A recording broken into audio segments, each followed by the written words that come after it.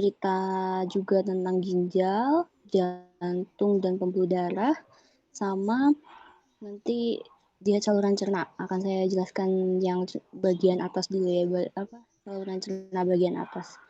Nah, mungkin untuk yang pertama ini saya mau bahas yang diet asuhan gizi padat bukan bedah gitu ya. Saya teman-teman kalau sebagai perawat pasti akan menemukan, lagi kerja di rumah sakit ya, menemukan pasien-pasien pembedahan atau pasien-pasien prabedah atau pasca bedah atau pasca sesar, akan nanti diberikan ke bagian VK atau OK-nya ya. Ini sedikit aja mengenai gizinya itu harusnya seperti apa, lalu untuk pemulihan pasca pemulihannya itu seperti apa. Mungkin selain nanti kalian sebagai perawat yang akan merawat pasca operasinya atau merawat luka juga nanti, mungkin kalau misalnya kalian ditanya tentang makanan apa sih sus yang bagus, apa yang nggak harus dimakan gitu ya, itu nanti kalian akan mengerti sedikit gitu. Yang pertama, etiologi atau patofisiologinya tuh apa sih gitu ya. Etiologinya pasti yang namanya luka ya, yang namanya kita ada kayak terbuka atau jaringan-jaringan terbuka di dalam tubuh, pasti memerlukan proses recovery atau proses pemulihan di dalam tubuh. Nah, tapi sebelum recovery itu, yang namanya kita habis operasi, walaupun operasi kan berarti terdapat luka. Mungkin itu bisa operasi minor atau operasi mayor gitu ya. Operasi kecil, operasi besar, ataukah itu termasuk luka kecelakaan, walaupun tidak operasi, ataukah juga luka kecelakaan, atau robekan, atau fraktur, banyak untuk contoh-contoh kejadian-kejadian untuk banyak banget. Nah, ketika kita ada luka atau repot namanya anabol, ketika masih fase awal terjadinya luka, itu akan terjadi respon hipermetabolik yang terdiri dari banyak banget nih. Ada trauma juga, mungkin pasca kecelakaan ya, bisa burn, dia terbakar juga, bisa mayo surgery atau operasi besar,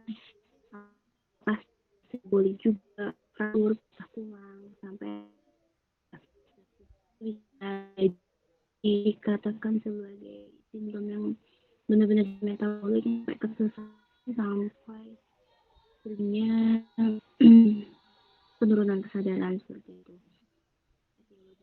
itu.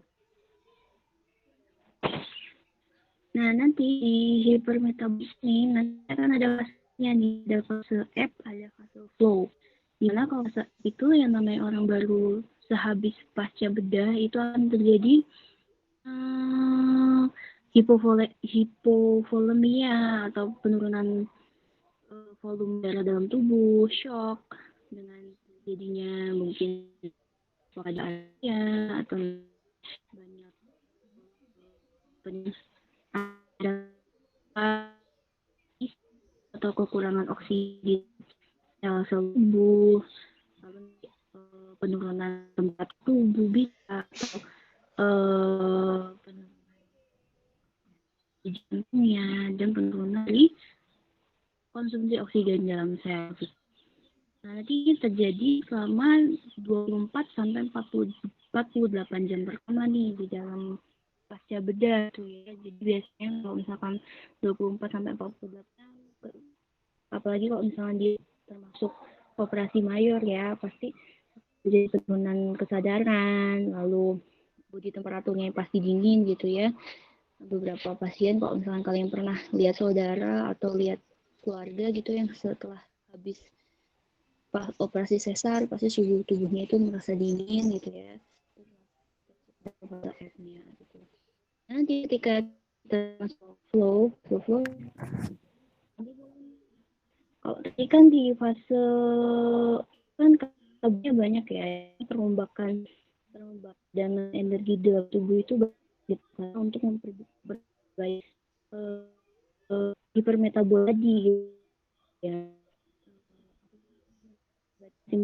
Kan untuk memperbaiki itu. Nanti kalau sudah masuk ke fase terus just adaptasi dengan si pembedaan itu, pasti bedahnya itu mungkin sudah masuk ke protein sudah bagus, terus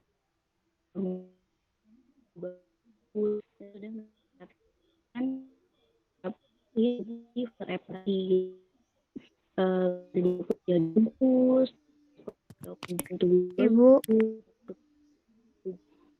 Ibu maaf, suaranya putus-putus.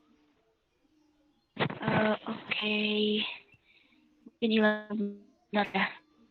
Bagus lagi.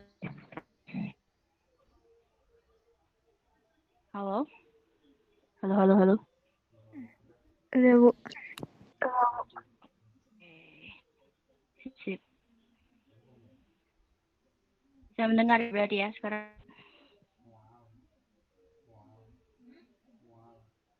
Hilang nih kayaknya sinyalnya.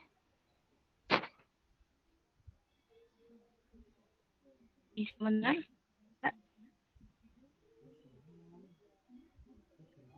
Halo teman-teman. Bisa, Bu. Mendengar ya?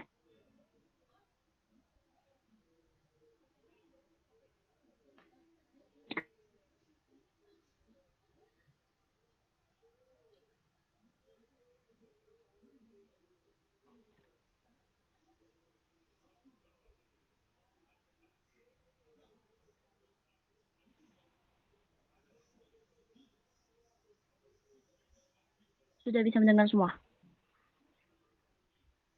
suara saya? Sudah, Bu.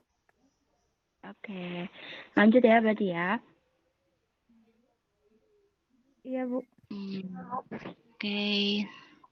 Nah, tadi kan sudah mulai itu ya, mulai bagus di fase flow. Nah, gimana sih nanti kita manajemennya gitu ya. Nah, mungkin kalau misalkan dari segi medisnya itu nanti akan ada beberapa treatment gitu ya untuk mengatasi hipermetabolismenya. Mungkin akan kita beri obat-obatan kah atau perawatan lukanya seperti apakah gitu ya. Atau nanti kita perbaiki hemodinamiknya, misalkan seperti kita kasih cairan-cairan kah supaya tidak terjadi shock yang sampai kejang-kejang gitu. Nah, nanti juga akan ada dari manajemen gizinya nih. Gimana kita mengurangi katabolisme, terus apa itu namanya?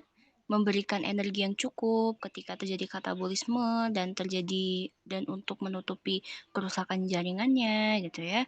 Mungkin bisa dilihat itu kebutuhan kalorinya ya, kalau misalkan tidak obes gitu ya, tidak mengalami obesitas, itu bisa 25 sampai 30 kilokalori per kilogram berat badan per hari gitu ya. 25 sampai 30 itu penetapannya gimana? 25 itu biasanya untuk perempuan, 30 itu biasanya untuk laki-laki gitu. Nanti apabila terjadi pasiennya itu mengalami obesitas, itu bisa diberikan 14 sampai 18 kilokalori per kilogram berat badan gitu ya. Sesuai dengan aktual body weight-nya gitu atau berat badan aktualnya gitu. Nah, untuk ini nih biasanya yang salah ya di Indonesia gitu ya. Biasanya kan kalau misalkan di Indonesia itu kalau misalkan sehabis sesar atau sehabis operasi itu kan malah tidak disarankan untuk memakan daging-dagingan atau protein-proteinian gitu ya. Katanya sih kalau misalkan makan makanan yang kayak gitu bisa menyebabkan gatel atau lukanya itu nggak sembuh-sembuh gitu ya, atau lukanya itu nggak kering-kering gitu. Padahal tuh salah gitu. Padahal kalau misalkan diet pasca bedah itu meat, protein, vitamin dan mineral itu harus tinggi gitu ya. Gunanya apa sih? Untuk untuk mempertahankan gitu ya, untuk mempertahankan, terus untuk memperbaiki jaringan juga gitu. Terus untuk mempercepat pemulihan keadaan pembedahannya juga gitu ya. Kalau di Indonesia kan malah kebanyakan ya atau isu-isu yang beredar itu kalau sehabis operasi atau habis sesar itu kan Ya gitu, ikan dibatasi, telur dibatasi, dagingnya dibatasi. Padahal kalau misalkan protein itu bagus untuk memperbaiki jaringan gitu ya. Kalau di terkaitannya apa sih gitu ya? Kenapa sih kok misalkan protein itu ngebuat apa sih namanya, lukanya itu tidak cepat sembuh gitu ya? Sebenarnya bukan masalah dari bahan makanannya atau proteinnya gitu ya. Padahal kalau misalkan habis dibedah gitu kan, habis ada luka, terus kita mengkonsumsi makanan tinggi protein gitu ya, seperti telur, ikan, daging, itu kan akan mempercepat pemulihan dengan cara meregenerasi sel-sel yang tadinya luka gitu ya. Nah, regenerasi sel-sel yang tadinya luka itu eh, kan dia berdiferensiasi ya, ibaratnya membelah sel gitu ya untuk membentuk jaringan baru ya. Nah, karena adanya hal itu tuh kayak ada sensasi yang bergerak gitu di badannya, atau bisa dikatakan tuh dengan gatel gitu ya. Nah, biasanya orang-orang yang gatel itu tidak tahan untuk menggaruk. Nah, biasanya kalau misalkan kenapa luka-luka pasca bedah atau sesar itu enggak sembuh-sembuh ya bukan karena proteinnya, tapi karena habitnya itu atau kebiasaan orang itu kalau gatel itu menggaruk itu. Jadi seperti itu ya. Nah, jadi nggak boleh itu ya kalau misalkan dikasih tahu, oh jangan makan protein, gitu malah salah ya. Ibaratnya pengetahuannya salah yang harus kalian benarkan gitu. Malah bagus kalau misalkan habis sesar gitu ya, makan putih telur yang banyak, nggak masalah, karena nanti akan mempercepat pertumbuhan jaringannya gitu ya. Terus nanti masuk ke terapi nutrisinya nih, terapi gizinya seperti apa gitu kan. Kalau misalkan apakah masih bisa makan, oke kita kasih oral gitu ya. Apakah si pasiennya itu tidak bisa makan melalui saluran atasnya gitu ya, atau gigi-giginya, apakah kita akan kasih enteral gitu ya. Atau dia harus dipuasakan nih, misal sehabis pasca bedah mayor atau peri laparotomi gitu ya, laparotomi yang besar gitu ya, sampai kita harus puasakan 2 kali 24 jam kah, atau 3 kali 24 jam kah, yang kita akan kasih parenteral nutrition atau dari infusan aja nih. Nanti itu tergantung dari kondisi pasien, dan biasanya kita bertiga nih antara apa sih namanya, dokter DPJP-nya, perawat sama gizi ini biasanya rembukan gitu ya, tentang kondisi pasien, apakah pasien masih bisa menerima makanan oral, apakah kalau misalnya nggak kasih oral, kita kasih NGT kah, atau tidak NGT kah, kita kasih dari parenteralnya aja, atau dari infusannya aja, gitu ya. Nanti juga apakah membutuhkan dari obat-obatan farmakonutriennya, gitu ya, apakah butuh suplemen gizi kah pasiennya, atau butuh fisioterapi, atau pasiennya itu harus melakukan exercise atau olahraga untuk memperbaiki pasca pemulihan pembedahannya gitu ya. Jadi banyak banget nanti untuk manajemen di pasca bedah sendiri gitu ya. Nah, mungkin ini ya respon metabolik yang tadi saya bilang ya, ada fase-fasenya gitu ya. Ketika terjadi luka gitu atau kita melakukan pembedahan gitu ya. Dan ada fase ebb, ada fase flow, ada fase recovery. Nah, biasanya kalau misalkan di beberapa pasien yang tidak terlalu melakukan pembedahan mayor gitu ya, kayak cuma minor gitu ya, mungkin operasi tonsil, tonsilitis gitu ya, atau operasi usus buntu yang mungkin tidak harus puasa sampai berhari-hari atau puasa hanya sampai 8 jam atau 12 jam, mungkin langsung diberikan makanan lunak nggak masalah gitu ya. Cuma kalau misalkan sampai laparotomi yang sampai end to end jejunum gitu ya, atau pemutusan atau pemotongan jejunum, ileum gitu ya, yang mungkin harus emang total parenteral nutrition gitu, yang sampai terjadi shock, yang sampai terjadi sepsis gitu ya, mungkin kita akan puasakan sampai fase flow-nya gitu ya. Mungkin di fase flow itu terjadi katabolismenya nih. Nah, katabolisme breaking down energi store atau perombakan dari cadangan energinya gitu ya.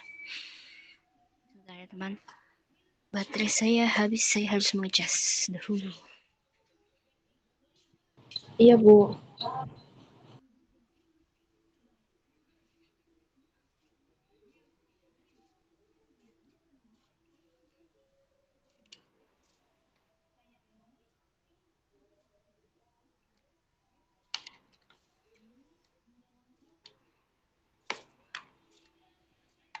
Oke, suara saya masih kedengar ya?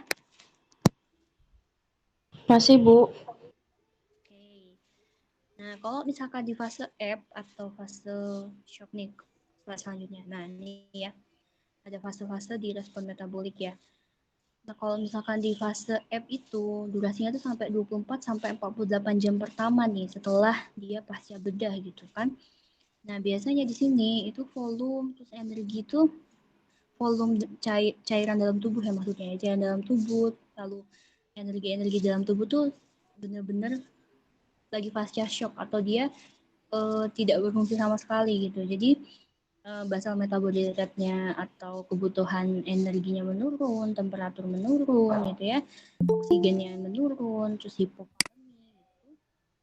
Ibaratnya tuh kayak tubuh tuh masih menyesuaikan dengan adanya luka di dalam tubuh itu. Makanya di 24 sampai 48 jam pertama, kalau misalkan emang fase F-nya itu sampai terjadi sepanjang itu, kita puasakan biasanya.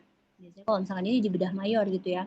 Kalau bedah minor yang pasca sesar yang tidak perlu, misal dia hanya infus sebagian ya, jadi nggak infus total ya. Biasanya kalau misalkan di sesar itu kan biasanya diinfus melalui apa ya, itu saya lupa bahasa medisnya, pokoknya infusnya melalui tulang belakang itu ya. Jadi kan tidak terlalu perlu dipuasakan gitu ya. Jadi ibaratnya fase F-nya tidak terlalu panjang gitu ya. Mungkin cuma sampai 12 jam atau 8 jam kita puasakan sampai efek biusnya mereda, baru kita kasih makan gitu ya. Sebenarnya kalau kayak gini kan mungkin pembedahan mayor yang mungkin laparotomi sampai besar, mungkin pembedahan otak juga bisa, atau pembedahan jantung, pembedahan paru-paru, atau proses transplantasi sepertinya kayak gitu ya. Nah, ketika nanti sudah sampai melewati 2 hari pertama gitu ya, masuklah ke fase flow-nya nih. Nah, ketika tadi kan masih shock ya, ibaratnya fase F itu fase diam diri gitu ya, masih menerima, beradaptasi gitu kan. Nah, ini mulai nih fase flow. Fase flow-nya itu terdiri menjadi 2 bagian gitu ya. Ada fase katabolisme nih. Jadi katabolisme itu di mana cadangan-cadangan energi di dalam tubuh itu dirombak gitu untuk sih mulai memperbaiki jaringan-jaringan yang rusak gitu ya. Nah, biasanya kalau ini terjadi di hari ketiga sampai hari ke-10 gitu ya. Nah, mungkin BMR atau kebutuhan energi yang mulai meningkat, temperatur yang mulai meningkat gitu kan. Oksigennya pun juga mulai meningkat di dalam tubuh gitu. Nah, biasanya kalau di sini mulai kita kasih makanan-makanan nih sesuai sama kondisi pasiennya gitu ya. Oke, kalau misalkan pasiennya sudah tidak bisa menerima per oral ya tadi kita kasih enteral. Kalau pasiennya pun juga tidak bisa diberikan enteral, kita kasih parenteral atau dari infusan gitu ya. Nah, nanti ketika sudah hari ke-10, kalau misalkan manajemen treatmentnya bagus, masuk ke hari ke-10 atau 11-nya gitu ya, sudah mulai fase anabolisme nih. Jadi mulai yang tadinya tadi dirombak gitu ya, katabolisme. Nah, ini mulai lagi untuk ibaratnya membentuk cadangan-cadangan lagi atau menggantikan jaringan-jaringan yang sudah dirombak tadi di fase katabolisme gitu ya. Nah, kalau sini mungkin udah sih pembedahan gitu ya.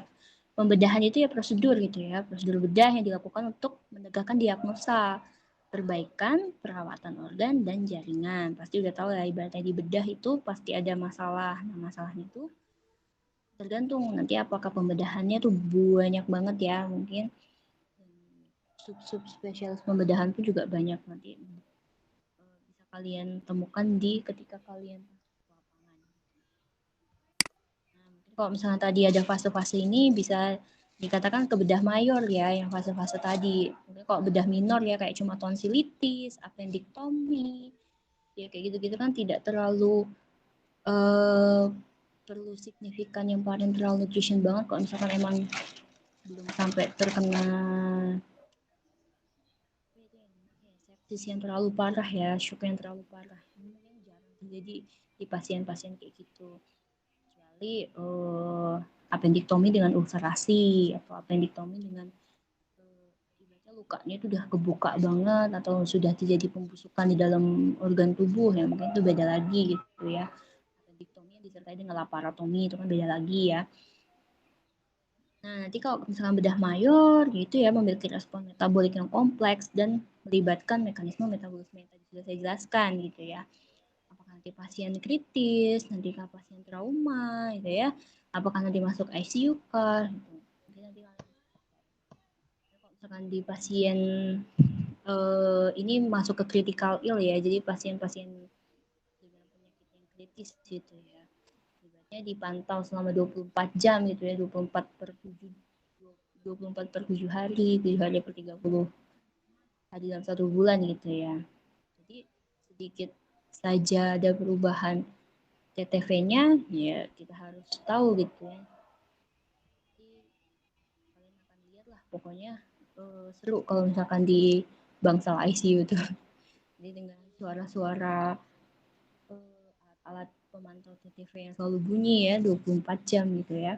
Nanti kalian akan merasakannya lagi. Pasti ada stasenya nanti. Nah ini ya. Jadi respon stres di pasca pembedahan itu ya. Jadi efeknya tuh apa sih? Kayak ibaratnya tuh efek of Meyer surgical trauma on hemostasis of the organism gitu ya. Jadi ketika ada surgical atau ketika ada operasi yang menyebabkan trauma gitu ya, pasti efeknya apa gitu ya, menyebabkan kalau misalkan ada penyembuhan luka gitu kan yang menyebabkan stresnya itu apa sih, apakah akan menyebabkan trauma-trauma hormon gitu ya atau perubahan-perubahan hormon gitu ya. Kalau misalkan dia misal pasien luka bakar gitu ya, apakah nanti akan ada loss fluidnya, berarti bahasa Indonesianya apa ya, kehilangan cairan ya, kehilangan cairan yang begitu banyak gitu ya. Ya kalau misalkan luka bakar, nanti kita lihat. Udah, Bu. Udah, Bu. Nah, nanti kalau misalkan stres, hormon-hormon stres ya, banyak loh hormon stres itu. Serotonin, kalau serotonin kan hormon kebahagiaan ya. Nanti kalian bisa lihat ya, ada TNF alpha, ada interleukin berapa gitu ya. Dan nanti dia akan merilis kayak menginduksi gitu ya, respon-respon katabolisme yang menyebabkan beberapa dampak gitu. Contohnya balance nitrogen yang negatif gitu ya. Balance nitrogen negatif itu dari apa sih? Itu hasil samping dari pemecahan protein gitu. Ibaratnya tadi seperti saya bilang. Nanti kalau misalkan respon operasi yang kedua pasti stresnya pasti menyebabkan penurunan berat badan. Tadi ya katabolismenya meningkat ya gitu ya, pasti. Juga kalau misalkan selain dari perombakan untuk pemulihan luka juga increase energi expenditure ya, ibaratnya kebutuhan energi dan protein meningkat guna untuk perbaikan jaringan gitu ya. Pokoknya itu udah menjadi satu kesatuan gitu. Sama seperti ketika ada pasien infeksi atau infeksi gitu. Pokoknya kalau misalkan ada sesuatu di dalam tubuh itu kan mungkin ada beberapa pasien yang memang pengurangan kebutuhan energi gitu ya, mungkin seperti pasien obesitas. Cuma kalau misalkan pasien-pasien dengan luka bedah, luka bakar, terus infeksi, inflamasi, atau nanti apa itu namanya, biasanya itu di pasien apa ya?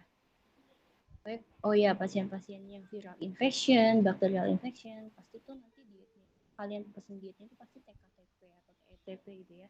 Tinggi kalori, tinggi protein. Karena apa? Guna penyembuhannya gitu ya.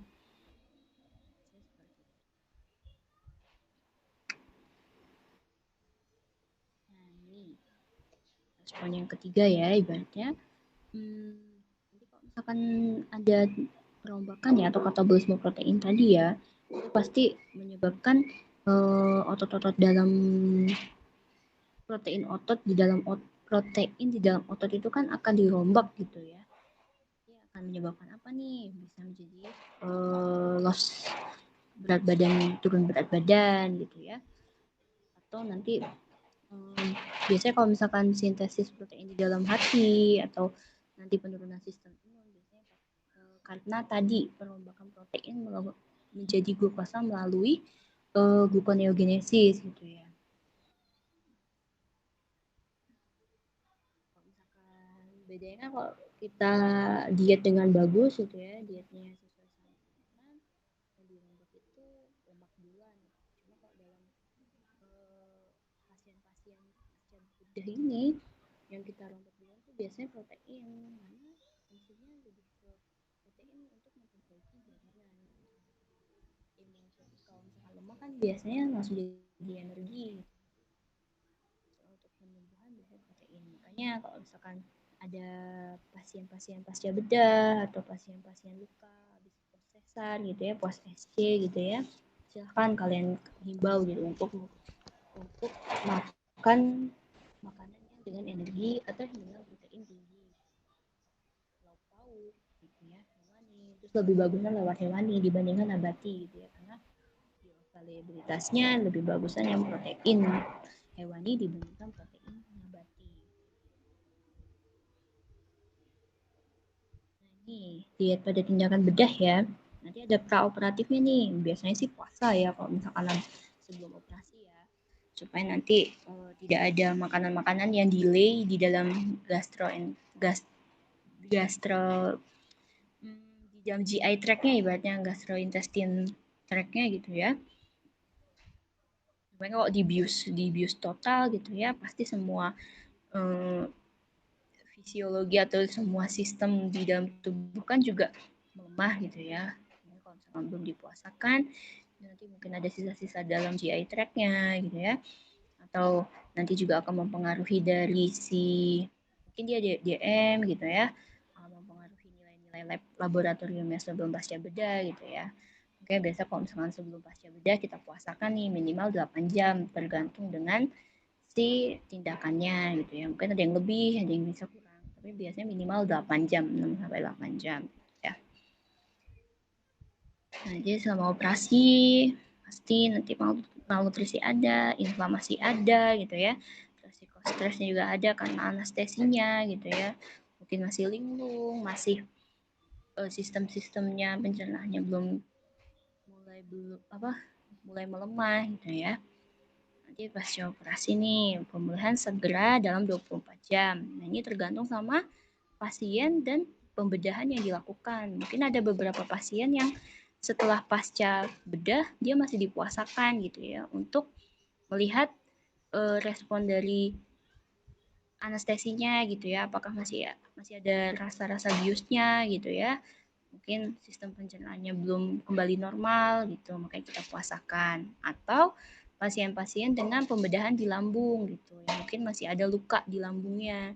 Nanti kita lihat nih gastroresidunya gitu ya, asam lambungnya itu gitu ya. Kalau misalnya kalian belum tahu ya, ada namanya residu lambung gitu. Asam lambungnya itu nanti warnanya kayak gimana? Seharusnya kan kalau asam lambungnya baik itu kan warnanya jernih gitu. Nah, mungkin karena ada pembedahan di lambung atau luka yang masih ada di lambung yang misalkan masih ada apa sih namanya, mungkin masih ada darah-darah yang masih terbuka lukanya gitu ya, yang menyebabkan nanti si asam lambungnya itu berubah warna gitu. Nah, berubah warna itu terlihat dari seberapa parah di luka lambungnya gitu ya. Kan seharusnya kalau asam lambung itu jernih, nanti kalau misalkan masih ada lukanya biasanya warnanya hitam, gelap, pekat gitu, sampai hijau, hijau tua, hijau muda gitu ya. Nah, nanti dipuasakan sampai si asam lambungnya jernih lagi. Kalau misalkan asam lambungnya jernih, tandanya itu lambungnya sudah mulai baik gitu ya. Jadi kalian perawat nih yang harus tahu, biasanya pasang NGT, nah nanti kita lihat gastroresidunya itu seperti apa gitu. Oke, masuk makanan. Kalau masih keruh, oke, kita stop dulu makanan. Makanannya kita kasih ke parenteral aja gitu, tapi dari infusnya aja gitu. Nah, nanti bisa digantikan dengan nutrition enteral gitu ya, enteral nutritionnya gitu ya. 2-3 jam pasca operasi kalau misalkan memang operasinya tidak terlalu parah gitu ya. Ini cuma tonsilitis atau operasi polip gitu ya, yang mungkin tidak berhubungan langsung dengan sistem pencernaan gitu ya. yang memang bisa langsung diberikan makanan tanpa bius total, hanya bius lokal gitu ya. Mungkin kita berikan 2-3 jam nutrition enteral, atau misal diet cair yang per oral pun juga nggak masalah gitu.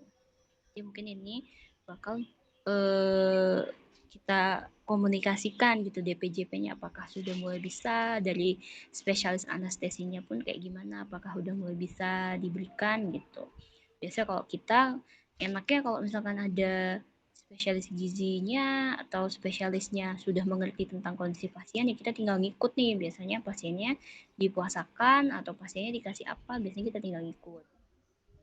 Nanti kalau misalkan kalian bekerja di rumah sakit kecil atau di puskesmas yang mungkin tidak memiliki spesialis yang berhubungan sama penyakitnya, mungkin kalian bisa tahu nih, oh pasien harus kayak gimana. Nah, nanti pemberian nutrition enteralnya atau susunya gitu ya, dimulai dari 15 mili per jam dan bertahap naik sesuai sama kondisi si pasiennya gitu. Kalau misalkan biasanya kalau sudah dipuasakan 1-2 hari, ya kalau misalkan beberapa rumah sakit gitu ya, mungkin enak itu per 3 jam atau per 4 jam. Kasihkan langsung 100-200 ml gitu ya, susu gitu. Nah, susu kan biasanya kan kalorinya 1 kilokalori per mili gitu. Kita gampang untuk menghitung si asupan cairannya gitu ya. Nah, biasanya kalau misalkan di pasien-pasien ICU, kita juga akan lihat nih output urinnya kayak gimana. Oh, misal seharusnya kalau misalkan kita output urinnya atau fungsi ginjalnya bagus gitu ya, misal masuk 1000 liter, seharusnya keluarnya nggak jauh-jauh dari 1000 liter, kecuali memang dia berkeringat atau namanya muntah-muntah. Nah, itu mungkin beda ya. Cuma seharusnya kalau input cairan itu sama dengan output cairan. Nanti kalian juga biasanya masuk ke bagian keperawatannya juga ada tuh, nanti menghitung keseimbangan cairan. Terus apa sih bahasa Indonesia, ABW itu loh, water ya, water body, keseimbangan balance itu. Nanti kalian bisa lihat lah, nanti banyak banget yang kalau misalkan pasien-pasien kritis itu manajemennya itu sedikit ribet tapi menyenangkan gitu.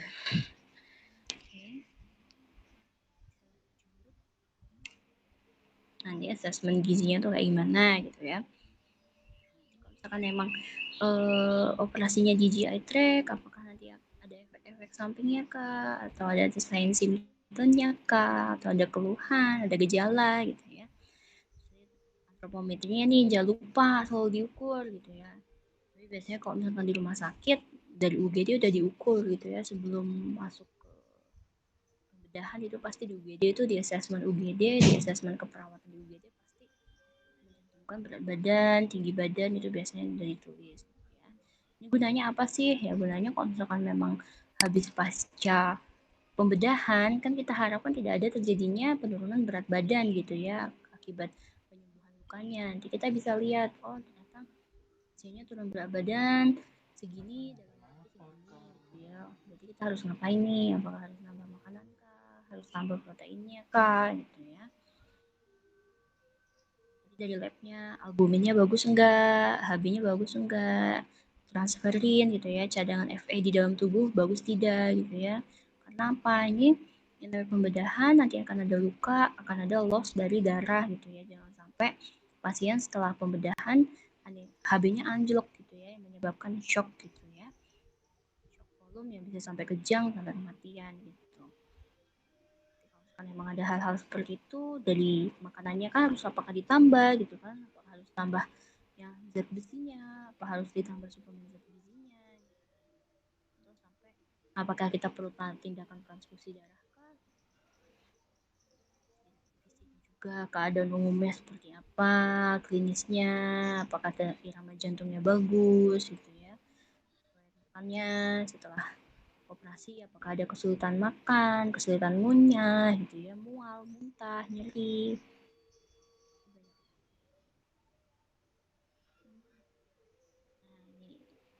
Kok misalkan bedah itu kan ada pra bedah, ada pasca bedah. Mungkin kalau misalkan operasinya itu cito gitu ya, atau operasinya itu emergensi, mungkin nggak ada di prabedah gitu ya. Cuma mungkin ada beberapa pembedahan yang bisa direncanakan gitu ya, mungkin SC yang direncanakan kah, atau mungkin proses kateter jantung gitu ya, mungkin sudah direncanakan, nah kita bisa nih kasih diet-diet prabedahnya gitu ya. Mungkin apa sih namanya, banyak gitu ya, kayak cuma sirkumsisi, insisi, eksilkasi gitu kan, nggak terlalu emergensi gitu. Kita bisa kasih nih diet-diet prabedah itu seperti apa gitu.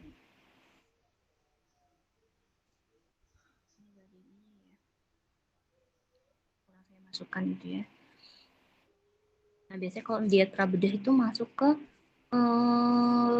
kayak penyediaan makanan-makanan yang kita jangan sampai pasien pas lagi di operasi itu terjadi hipoglikemi, hipovolemi gitu ya.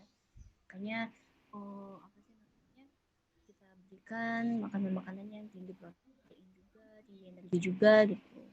Tapi yang rendah sisa gitu. Maksudnya apa? Jangan diberikan makanan-makanan yang seperti berserat tinggi gitu ya. Mungkin energi bar, snack-snack yang densitas energinya tinggi gitu ya. Kalau misalkan memang dia tidak ada DN.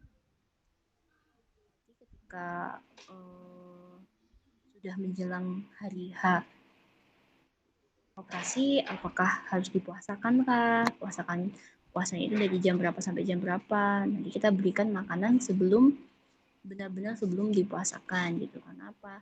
Karena ibaratnya tuh menyiapkan tubuh si pasien untuk menjalankan operasinya gitu. Lanjut.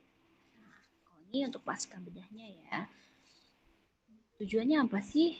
Ya membuat status gizi si pasiennya itu segera normal gitu. Jadi gunanya untuk mempercepat proses penyembuhan dan meningkatkan daya tahan tubuh pasien gitu ya.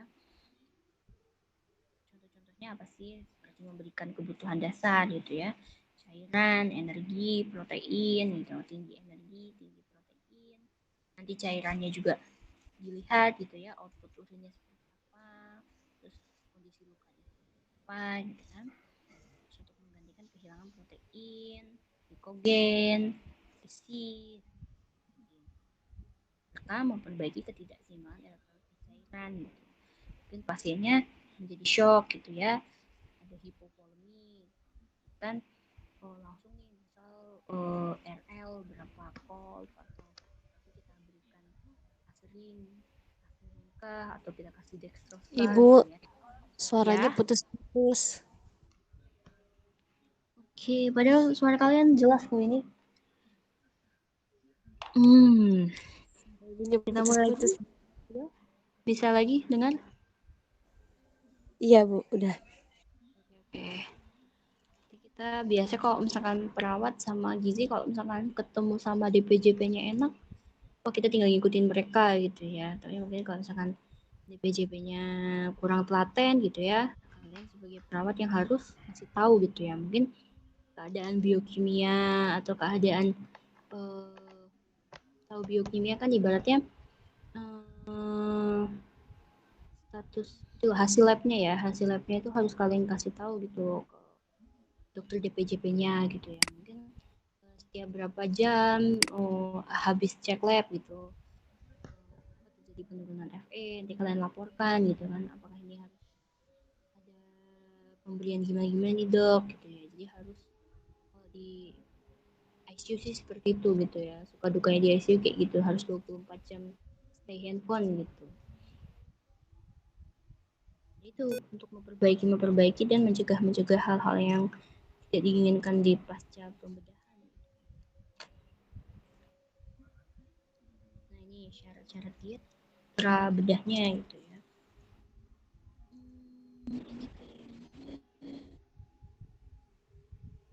Hampir sama ya kalau misalkan syarat diet prabedah sama pasca bedah gitu ya. Energinya status gizinya kurang itu bisa sampai 40 sampai 45 gitu ya. Kalau misalkan pasca bedah kan itu tadi 25 sampai 30 kilokalori ya, yang sebelumnya di slide sebelumnya gitu ya. Jadi kalau status gizi lebih itu 10 sampai 25% di bawah kebutuhan energi.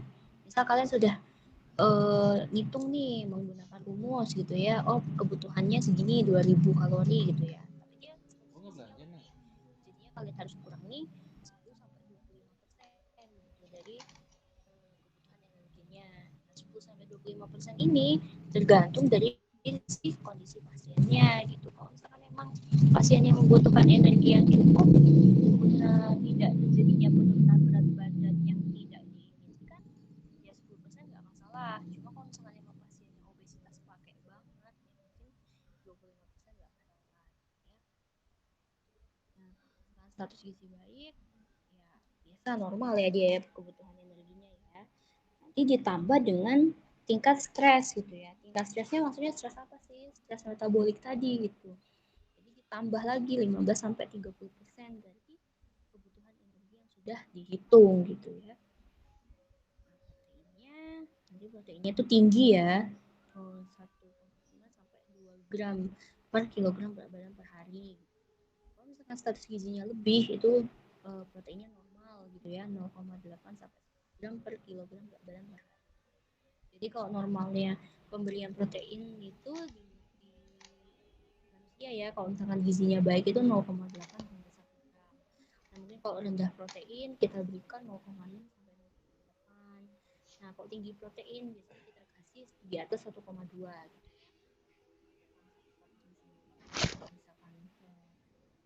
Misalkan kita kasih 1,5 sampai 2. Ini kurang ya. Jadi kayak kalau misalkan status gizi baik ya, status gizi baik kita berikan 1,2 sampai 1,5. Referensinya beda-beda nih setiap buku dan jadi kalian bisa tanya-tanya kalau misalkan di praktek sama ahli gizinya lemak cukup, pasti lemak itu cukup kalau misalkan dia nggak ada gangguan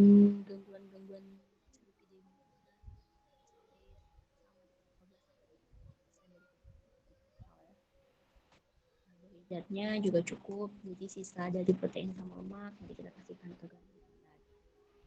Vitamin juga cukup, harus dipenuhi B, C, K gitu ya. Mineralnya juga cukup dan rendah sisa gitu ya.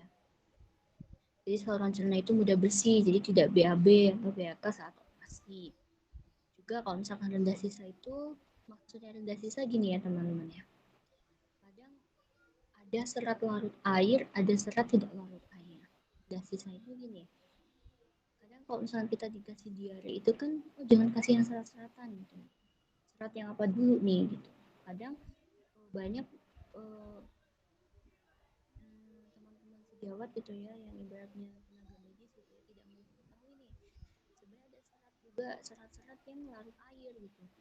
Hanya tidak larut air mah gampang ya, tidak larut air ya, ibaratnya kalian makan tuh pupnya bentuknya masih kayak gitu. Contohnya apa? Selulosa gitu ya, misal kayak bayam, ya singkong gitu ya. Kalau misalnya kalian makan itu kan tidak dapat diombak oleh saluran cerna ya, karena kita nggak punya enzim selulase gitu ya untuk menombak si selulosanya.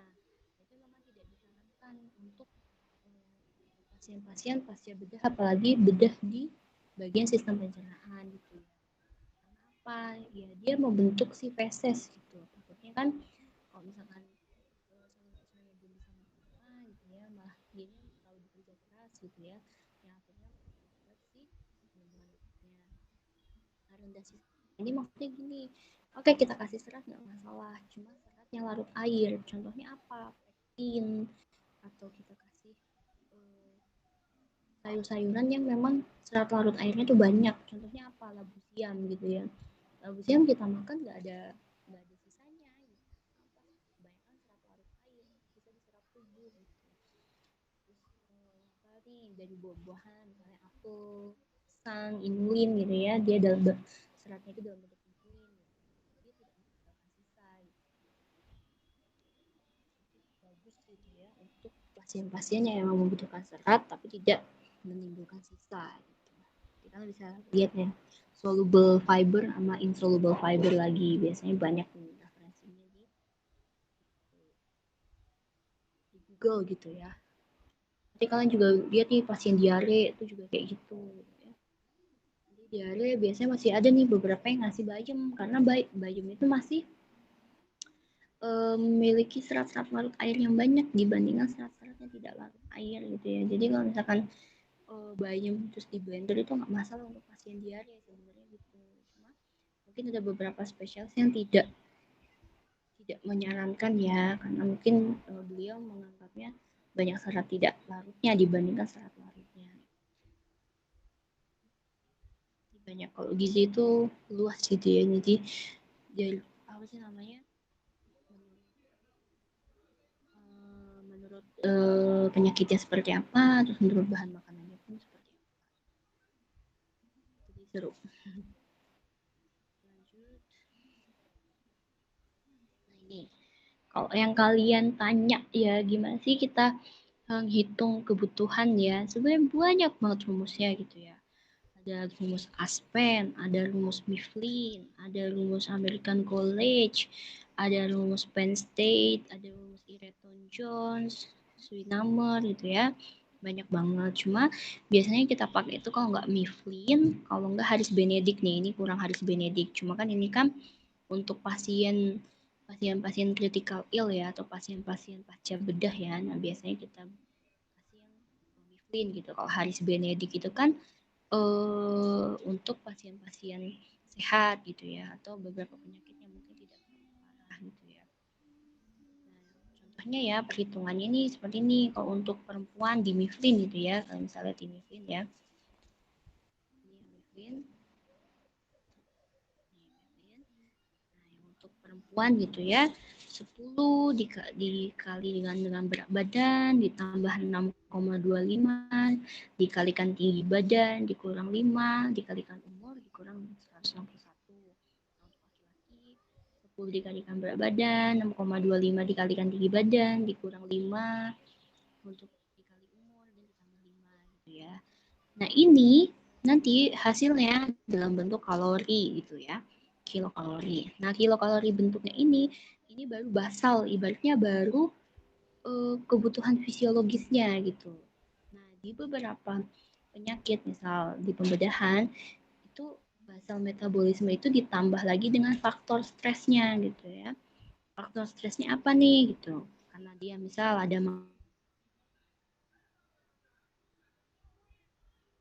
jadi gitu kasih 1 sampai 1,3 gitu jadi dikalikan misal oh kita udah hitung nih baba dikali berat badan dikali tinggi badan dikurang umur gitu ya hasilnya 1000 kilokalori gitu ya dikali lagi dengan 1 sampai 1,3 gitu oh misal dia major surgery gitu ya misal pembedahan jantung ya udah 1000 dikali 1,3 jadinya 1300 inilah kebutuhannya 1300 kilokalori ya. Terus nanti juga dikalikan dengan faktor aktivitasnya gitu kan. Apakah si pasiennya tidur aja kah atau bed rest kah atau pasiennya sudah sadar tapi harus di kasur kah gitu ya. Jadi dikali lagi tuh 1,1 gitu ya. Jadi BMR jadi kan kita hitung kita BMR tuh dapatnya. Nanti BMR dikali dengan faktor aktivitas dikali dengan faktor stresnya atau faktor injurinya gitu ya. Gampangnya seperti itu guys. Susah gitu ya. Jadi kalau misalkan ini kan kita kalau di sini protein requirement-nya ya untuk mineral surgery kalau pasca bedah ya ini ya. Untuk mineral surgery 1 sampai 1,1 gram proteinnya per kilogram. Terus kalau untuk operasi yang besar gitu ya 1,2 sampai 1,5 gram per kilogram berat badan. Nah, kalau misalkan ada luka bakar, baru kita kasih 1,5 sampai 2 gram per kilogram berat badan. Kalau yang tadi kan prabedah itu untuk 1,5 sampai 2 gram itu kalau misalkan gizinya kurang ya. Ini bedanya di situ. Lanjut. Nah, ini indikasi lama diet prabedah gitu ya. Tergantung gitu ya. Misalkan cuma tonsilitis gitu ya atau tonsilektomi ya nggak perlu diet khusus gitu. pada bagian abdomen, kolon gitu harus bebas dari residu untuk mencegah infeksi pasca operasi. Mungkin dipuasakan gitu ya. Nah, kalau misalkan pasca bedahnya memberikan makanan secara bertahap pasti ya. Mungkin ada beberapa pasien yang memiliki gejala atau keluhan yang beda-beda gitu ya. Ada gangguan kesulitan menelan, kita kasihkan apa, kalau misalkan menelannya sudah bagus, nah kita berikan bertahap gitu ya. Bedah minor ya nggak apa-apa, langsung kita kasih makan secepatnya. Tapi kalau bedah mayor, kudu hati-hati. Ya, disesuaikan dengan pasiennya. Nah, ini kalau misalkan pasca bedahnya di saluran cerna, apa yang harus kita lakukan gitu kan? Apakah harus pasang NGT kah? Kalau misalkan dia koma, kombusio gitu ya, apakah kita harus puasakan gitu ya? Atau dia sudah tidak dapat beroral gitu ya? Tidak bisa beroral, terus kita tidak bisa pasang NGT, oke, kita lewat pipa jejunum gitu ya. Jadi kita pasang pipa langsung ke ususnya gitu ya. Mungkin ada operasi pengangkatan lambung kah atau pemotongan duodenum kah gitu ya. Jadi ini tergantung sama dokternya juga.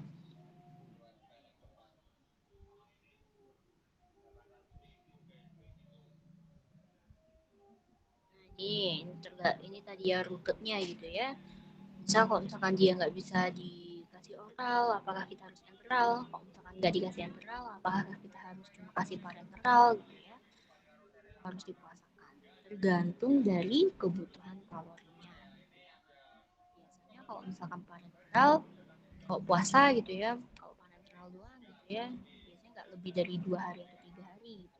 Karena benar-benar energinya benar-benar sedikit gitu. Jadi kalau enteral yang cair penuh atau cair yang benar-benar cair, bukan cair kental ya, cair yang cair benar-benar makanan cuma air tambah gula gitu, biasanya sari-sarinya doang ya kita kasih 1-2 hari aja misal. Jadi kalau misalkan sudah bisa naik ke cair kental atau susu full cream gitu ya, jadi susu full cream kita kasih yang saring gitu ya, contohnya bubur sumsum. Jadi kalau misalkan naik lagi kita kasih ke tergantung sama si kondisi.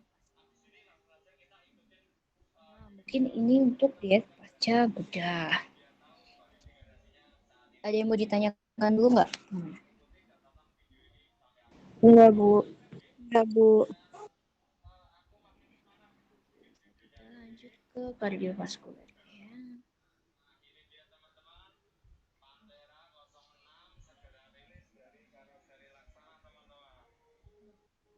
Nah, mungkin kardiovaskuler ya. Untuk yang kardiovaskuler. Nah, kalau kardiovaskuler sudah tahu ya semua kardio apa, vaskular apa. Mungkin di SMA juga udah pernah dapet gitu kan. Kardio itu jantung, vaskular itu udara gitu ya. Jadi penyakit-penyakit yang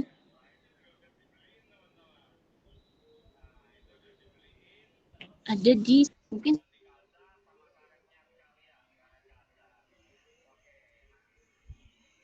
sebelumnya masalah hipertensi.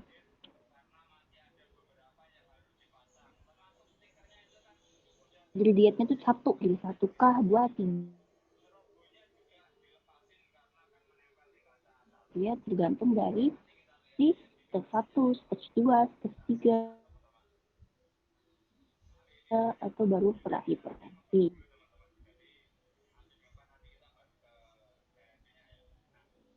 Dia fokus utama failure atau gagal jantung gitu ya. Dan ini kemarin ya sudah saya jelaskan 2, ya udah kita kasih RG1 yang benar-benar nggak dikasih nanti 1 kita kasih RG2 gitu ya, yang kayaknya masih kita kasih garam karena dibatasi gitu, ya, masih kita berikan 200 mg.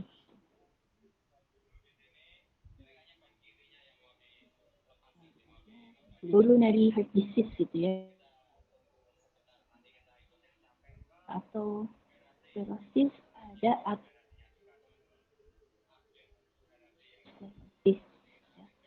12 itu. Jadi kita fokusnya ke arteri dunia gitu ya.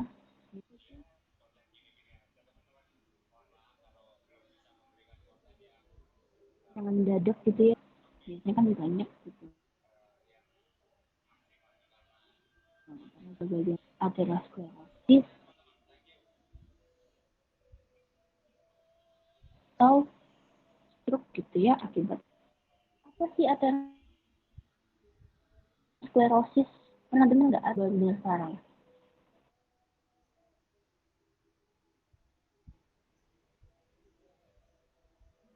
Enggak, Bu. Suara saya putus-putus nggak? Oh enggak ya. Pernah dengar?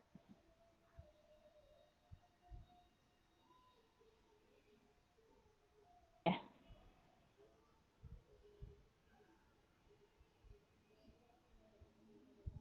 Persis ya.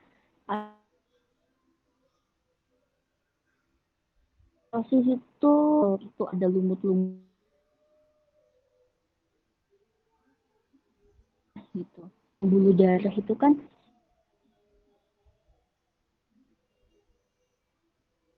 jadi partikel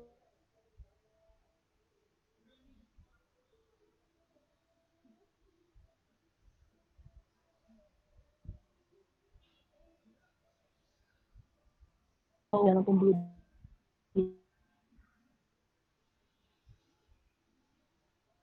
Ini gak ada gambarnya.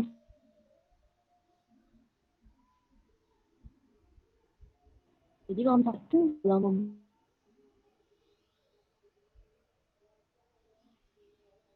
DL gitu ya, low densitas gampangnya itu kolesterol gitu. Kolesterol jahat itu kolesterol baik itu dengan HDL. Jadi kalau misalkan kolesterol dalam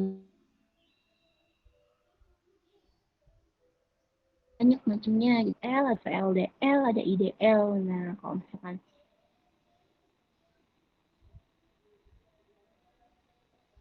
jahatnya itu banyak, sebenarnya ini yang kejadian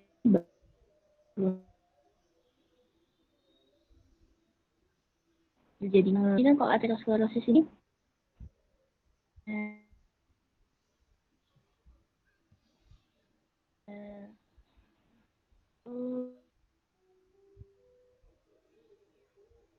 gitu ya, jadi langsung stroke nih, saya kasih tahu. Yang hipertensi dia dengan tekanan darah pembuluh darah itu kan di endotel atasnya ya, atau tekanan yang terlalu tinggi itu akhirnya menyebabkan kerusakan selnya endotel di dalam sel endotel di dalam darah ya, akan terjadi celah-celah yang masuk ke jaringan intima pembuluh darah gitu. Nah, nanti kalau misalkan kadar kolesterol jahat di dalam pembuluh darah itu banyak, pembuluh darah gitu. Nanti ketika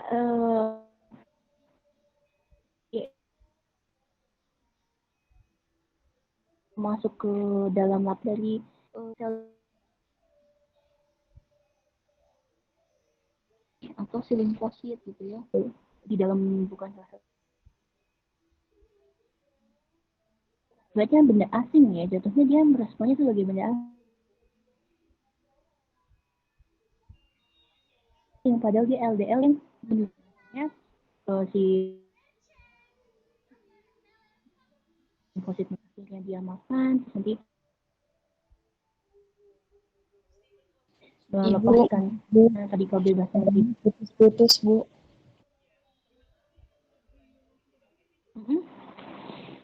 Ya, halo? Suaranya lagi. Iya, Oh, oke. Kayaknya emang pelosok ya, teman-teman, mohon maaf. Nah, udah itu lagi ya? Udah itu apa? Udah lancar lagi? udah, Halo? Bu. Nah, oke ya. Lanjut ya. Nah, tadi karena si LDL masuk ke lapisan pembuluh darah, terus nanti si limfositnya masuk ke pembuluh darah juga gitu ya, yang akan menelan si LDL-nya itu, yang akhirnya nanti apa ya? Karena si makrofag itu menelan atau memakan si LDL tadi, itu akan mengeluarkan free radikal atau radikal-radikal bebas yang produk samping dari gara-gara si makrofag itu makan si LDL-nya gitu. Nanti kejadian kayak gitu tuh berulang gitu. Nanti kan kalau ada radikal bebas, nanti si makrofagnya atau limfosit dalam pembuluh darahnya ngasih kabar nih, oh ini masih ada lagi nih radikal bebas. Oke, dia masuk lagi ke jaringan endotel ke lapisan pembuluh darahnya gitu ya. Nanti dia makan lagi, nanti produk memproduksi radikal bebas lagi, nanti limfositnya masuk lagi gitu ya. Nah, biasanya kalau udah banyak banget proses itu, akhirnya si makrofag berisi dengan LDL itu yang namanya LDL kolesterol ya. Jadi ada ibaratnya tuh makrofagnya itu makrofag pos, di mana makrofag yang berisi si kolesterol sama si lemaknya gitu ya. Karena dia makanin si LDL-nya, otomatis makrofagnya juga ibaratnya ada isi lemaknya gitu ya. Nanti kan makrofag pun juga ada lama umurnya ya, ada usianya gitu ya. Nanti akan mati. Nah, ketika mati juga si lipidnya itu kan tidak bisa hilang gitu, lemaknya itu kan tidak bisa hilang gitu. Nah, akhirnya akan memendam di jaringan endotel di pembuluh darah gitu ya. Nah, prosesnya berulang banyak gitu ya. LDL-nya pun juga di dalam darah tidak terkontrol. Ya, akhirnya kolesterol jahat di dalam darahnya tidak terkontrol gitu ya. Akhirnya terjadilah plak-plak lemak yang tidak diharapkan gitu. Nah, nanti kan itu kan tadi kan di bawah jadi pembuluh darah, terus di bawah lapisan pembuluh darah gitu ya. Nah, kan tadinya kan di bawah lapisan pembuluh darah, karena tadinya sudah membengkak gitu ya, artinya dia bisa menyebabkan luka gitu atau pecah gitu. Nah, pecah itu nanti responnya lucu lagi nih. Kalau tadi kan ada aterosklerosis, dia yang tadi penumpukan lemaknya akibat kolesterol jahat yang banyak gitu ya. Nanti ketika sudah penumpukan lemaknya itu banyak di bawah endotel pembuluh darah, jadi dia akan menyebabkan baca pecah lah itu penumpukannya gitu ya. Nanti pecah akan menyebabkan respon si trombosit untuk memperbaiki luka gitu kan. Ibaratnya memperbaiki luka, gampangnya gini, di dalam pembuluh darah itu juga terjadi proses pembukuan darah. Ibaratnya ada koreng lah ya di situ ya. Kalau misalkan kalian gampangnya gitu ya. Di beberapa pasien tertentu sudah ada sudah ada penumpukan lemak dan juga itu tadi ada si korengnya itu tadi gitu atau proses pembekuan darah itu tapi di dalam pembuluh darah gitu. Ibaratnya pembekuan di arteria jadi bahaya gitu ya, pembekuan darah itu bahaya kalau misalkan koreng itu di dalam pembuluh darah gitu. Kalau misalkan di pembuluh darah yang masih besar, ya dia masih bisa jalan-jalan kayak perahu gitu. Nanti kalau misalkan dia sudah nyampe di ujung-ujung arteri kecil gitu ya, pembuluh-pembuluh darah yang kecil gitu, contohnya di otak gitu ya. Misal itu perahunya itu ya, si korengnya itu sudah sampai di pembuluh darah yang kecil di otak gitu ya. Nah, itu yang bisa menyebabkan stroke gitu ya, atau penyumbatan-penyumbatan kecil-kecil di dalam otak gitu ya. Yang tadi karena aterosklerosis itu, nah itu nanti akhirnya jadi stroke gitu. Atau bisa juga penumpukan lemaknya itu terjadi di pembuluh darah dekat jantung gitu, ataukah vena cava ataukah arteri yang di dekat jantung itu namanya aorta ya. Apakah terjadi di aorta kah? Nah, ini kalau misalkan penyumbatannya itu sudah semakin besar dan sampai menutup benar-benar si pembuluh darahnya, ya bisa menyebabkan si serangan jantung tadi gitu. Nah, biasanya seperti itu. Kayak kalau misalkan memang kenapa sih kita nggak boleh mengkonsumsi lemak-lemak jahat gitu ya, ibaratnya saturated fat gitu ya, yang dari margarin, mentega gitu ya. Karena itu mengandung banyak lemak-lemak trans yang mengandung kolesterol jahat tadi. Sebenarnya lemak itu kan tidak terlalu gimana ya, nanti akan saya bahas deh di slide berikutnya kayaknya ada. Kita lanjut aja dulu sini ya. Nah, nanti aterosklerosis plaque itu akan menyebabkan si blood flow atau peredaran darahnya itu menjadi sulit gitu ya.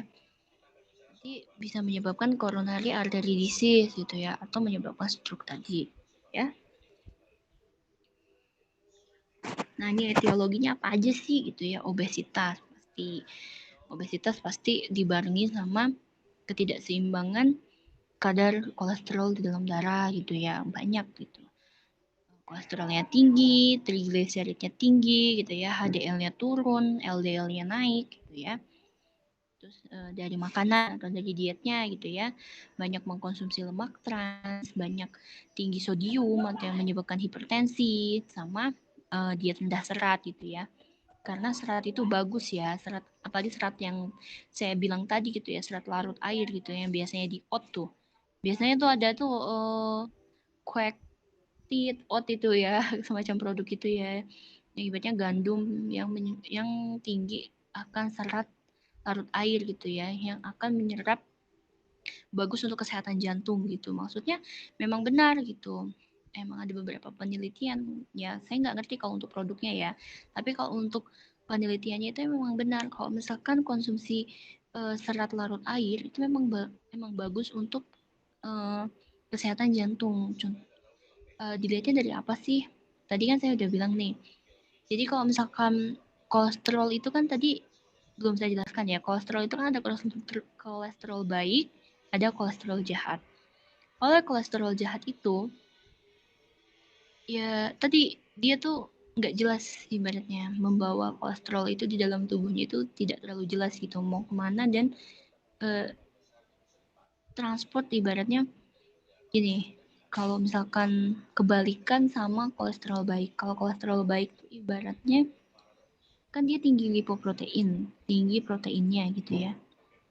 Ini kalian belajar metabolisme dulu sih, kalau misalkan saya jelaskan jadi rada bingung mungkin. Pokoknya intinya itu kalau ada kolesterol baik itu dia semacam pengangkut sampah gitu ya. Nah, sampahnya itu kolesterol jahat gitu. Jadi kalau misalkan kita konsumsi tinggi kolesterol baik, itu ibaratnya sampah-sampah kolesterol jahat itu akan dibuang gitu. Dibuangnya itu kemana gitu. Nggak dibuang lewat ginjal atau feses, tapi dibuangnya itu ya, ke hati kita gitu ya. Nanti dari hati akan diubah, kolesterol jahat itu akan diubah ke cairan empedu gitu. Nah, cairan empedu itu nanti juga akan digunakan kembali untuk proses pencernaan lemak di dalam usus halus gitu. Jadi ibaratnya kalau LDL-nya tinggi atau kolesterol jahat di dalam tubuhnya tinggi dan berkeliaran di sel-sel tubuh, itu akan diangkut oleh HDL atau kolesterol baik ke hati gitu ya, yang akan diubah menjadi kantung-kantung cairan empedu yang akan digunakan untuk memproses pencernaan lemak di dalam tubuh gitu. Intinya tuh seperti itu. Makanya konsumsi serat juga bagus nih. Nah, serat tidak larut air itu juga membantu si kolesterol baik itu untuk mengangkut si kolesterol jahat dalam tubuh gitu, atau menyerap kolesterol jahat di dalam tubuh gitu. Nanti etiologinya tuh juga makanya ada dislipidemia gitu ya, kolesterol tinggi, HDL-nya kurang, kolesterol HDL ya, kita sebutnya sekarang kolesterol baiknya HDL ya, untuk kolesterol jahatnya LDL ya. HDL-nya kurang, LDL-nya naik, kadar trigliseridnya naik, TG itu trigliserid ya, jadi bentuk utama lemak di dalam tubuh itu kita sebutnya trigliserid gitu ya. Dan ada jaringan adiposa, dan di jaringan adiposa itu ada molekul-molekul trigliserid. Jadi juga ada hipertensi gitu. Ya, sudah saya jelaskan, hipertensi nanti karena tekanan di dalam pembuluh darah tinggi gitu ya, menyebabkan ketebalan dan ketidakelastisan pembuluh darah gitu ya, sama kurang beraktivitas dan merokok, kaitannya dengan radikal bebas gitu ya, yang menyebabkan kerusakan endotel di jaringan pembuluh darah. Nanti asesmen gizinya apa aja sih yang dilihat gitu ya, ada antropometri, status gizinya seperti apa, obes kah gitu, obesitas kah gitu ya, kita dari biokimia kah, apakah ada dislipidemia tadi, lalu klinisnya seperti apa, tekanan darahnya seperti apa gitu ya. So, assessment makannya gitu ya. Gimanakah intake lemaknya, intake lemak transnya gitu ya. Nah, ini TLC itu kita nanti lihat di sini ya, therapeutic lifestyle change diet gitu ya. Nah, di intervensinya gampang kalau untuk ibaratnya PJK gini ya, penyakit jantung koroner ya ibaratnya ya, atau arterial disease gitu ya, itu pasti rendah lemak gitu biasanya, rendah. Jadi cukup lemak sebenarnya, cuma kita pemilihan lemaknya yang bagus gitu ya. Karena apa? Ada lemak yang bagus, juga ada lemak yang jahat gitu. Kolesterol bagus, kolesterol jahat. Maksudnya apa lemak yang nggak bagus itu? Contohnya lemak trans gitu ya, dari minyak atau dari santan gitu ya. Terus apa sih namanya? Kalau lemak baik itu bisa dari yang monounsaturated fatty acid itu ya, ada, atau lemak tidak jenuh ganda, atau lemak tidak jenuh tunggal gitu ya. Nanti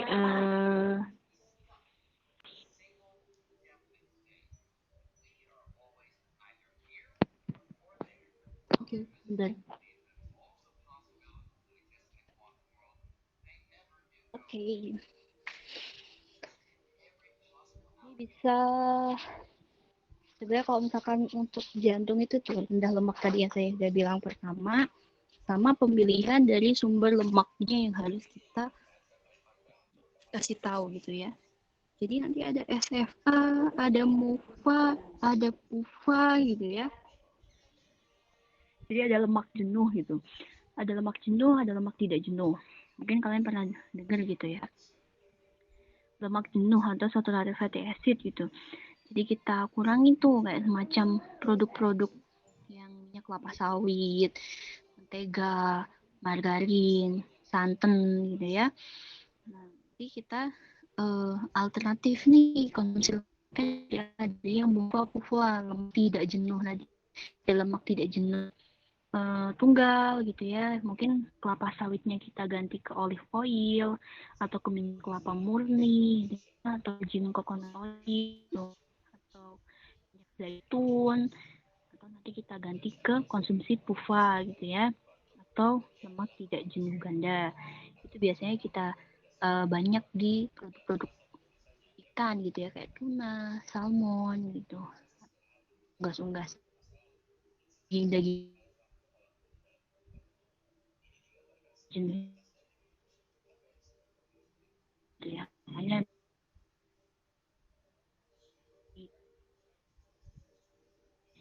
konsumsi makanan dengan daging merahan gitu ya. Biasanya kita kasih ke daging-daging seperti ikan-ikanan, unggas-unggasan. Pasti diet low rated fat gitu. Produk-produk biji-bijian, green produk itu maksudnya juga termasuk dari gandum, padi gitu ya, nasi gitu, itu nggak masalah gitu. Nanti kita kalau misalnya ada obesitas harus kita turunkan berat badannya gitu. Nanti kalau misalkan memang dia butuh aktivitas fisik, kita kasih tahu nih olahraganya seperti apa, tergantung sama penyakit pasiennya gitu ya. Ini TLC diet ya. Jadi cuma makan anjing, soalnya juga harus kita ubah nih, mungkin dia banyak konsumsi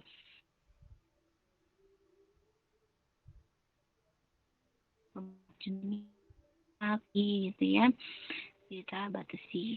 Nah sebenarnya total fatnya tuh bisa kalian lihat ya, masih 20%. Itu cukup untuk konsumsi lemak.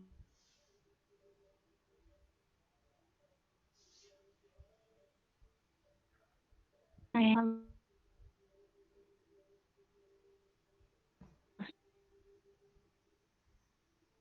itu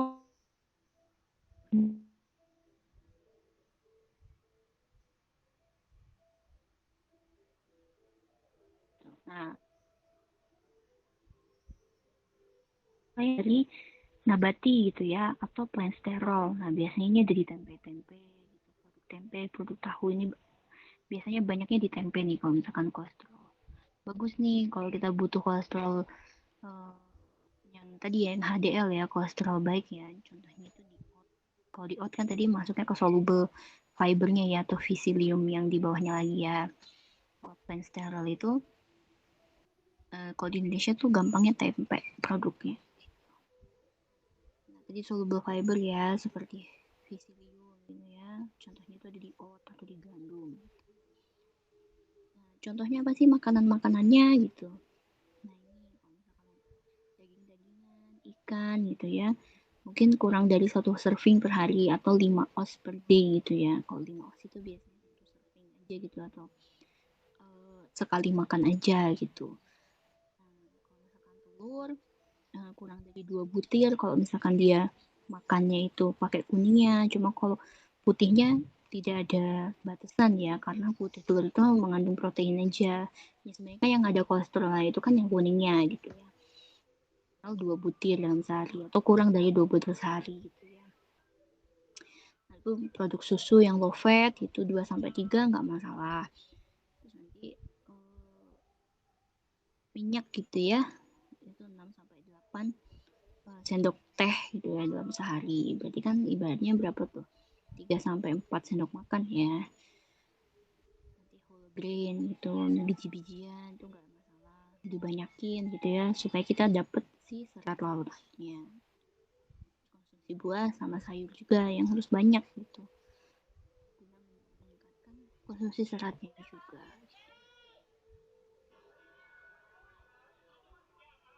Nah, ini kaitannya apa sih zat gizi dengan progresivitas penyakit jantung koroner gitu ya. Tadi banyak ya, sudah saya jelaskan sebelumnya ya. Mungkin karbohidrat gitu kan keterkaitannya dengan berat badan atau obesitas gitu ya. Jadi kayak mempengaruhi si lipid dalam tubuh gitu ya. Contohnya si trigliserid sama untuk mengontrol si kadar glikemik dalam tubuh gitu ya. Jadi mungkin kita cari karbohidrat yang karbohidrat kompleks. Contohnya apa sih? Buah-buahan gitu. Jadi seratnya juga nih ada pektin, ada psyllium, ada gum, ada mucilage, ada alga, polisakarida, terus sama hemiselulosa. Jadi serat itu banyak banget ya teman-teman ya. Seperti yang tadi gitu ya. Dan kenapa sih bisa menurunkan kadar kolesterol jahat gitu ya, dan meningkatkan kadar kolesterol baik gitu ya. Bahkan dengan konsumsi seratnya cukup gitu ya, dapat mengurangi kolesterol sampai 5-10%. Mekanisme sudah saya jelaskan tadi ya. ini contoh-contoh lemaknya ya. Mungkin apa aja sih saturated fatty acid gitu ya? Apa aja sih lemak jenuh? Banyaknya tuh miristik ya, bentuk miristik, laurik. Nanti kalian bisa cari contoh-contohnya apa gitu ya. Mufa itu biasanya ada di tumbuh-tumbuhan. Tufa itu biasanya ada di hewani. Trans fatty acid, lemak trans gitu ya, pasti meningkatkan kolesterol, terus menurunkan HDL gitu ya. Banyak banget iklan-iklannya sekarang mah, sudah pintar-pintar iklan pun gitu ya. Ini folat, bisa kalian konsumsi folat kalau misalkan ingin meningkatkan kadar homocysteine di dalam plasma gitu ya. Terus konsumsi suplemen seperti kalsium, magnesium, kalium gitu ya, dapat ada efek untuk protektif gitu ya, memproteksi dari tekanan darah sama CVD ya, apa sih namanya, dari PJK ibaratnya gitu ya. Nah ini peran functional food atau peran makanan fungsional. Makanan fungsional apa sih? Gitu. Makanan yang mengandung flavonoid atau isoflavon, antioksidan ya. Antioksidan contohnya apa? Ya mungkin dari buah-buahan gitu ya, kedelai gitu ya. Apa? Untuk menurunkan gitu kadar kolesterol di dalam tubuh. Isoflavon itu contohnya susu kedelai yang gampang itu.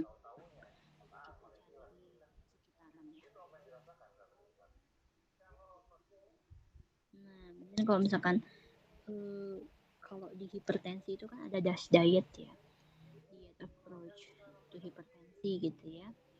Nah, kalau di penyakit jantung koroner itu biasanya kita memberikan ini nih, diet Mediterania gitu ya. Diet Mediterania itu apa aja gitu ya? Seperti konsumsi rendah lemak jenuh tadi ya, SFA-nya kita turunkan. Terus makan banyak buah, sayur, biji-bijian, daging merah diganti dengan ikan gitu ya. Diet seimbang, mengurangi risiko demensia atau lupa, penyakit jantung, stroke gitu ya. Direkomendasikan karena baik untuk kesehatan. Nah, ini piramidnya ya, nggak jauh beda dari piramida di Indonesia, cuma kita lihat di konsumsi lauk-laukannya aja tuh. Jadi mungkin lebih banyak di ikan-ikanan dibandingkan sama konsumsi unggas gitu dan daging. Kalau daging itu paling atas tuh, meat and sweet gitu ya. Kan biasanya kalau piramida di Indonesia itu yang paling atas kan cuma bahan tambahan pangan ya. Tapi kalau misalkan di diet Mediterania itu bahan tambahan pangan iya, juga daging merah iya gitu. Dan lebih diutamakan dari lauk-lauk dari hewani, ikan-ikanan, udang sama kerang-kerangan gitu ya, dibandingkan sama yang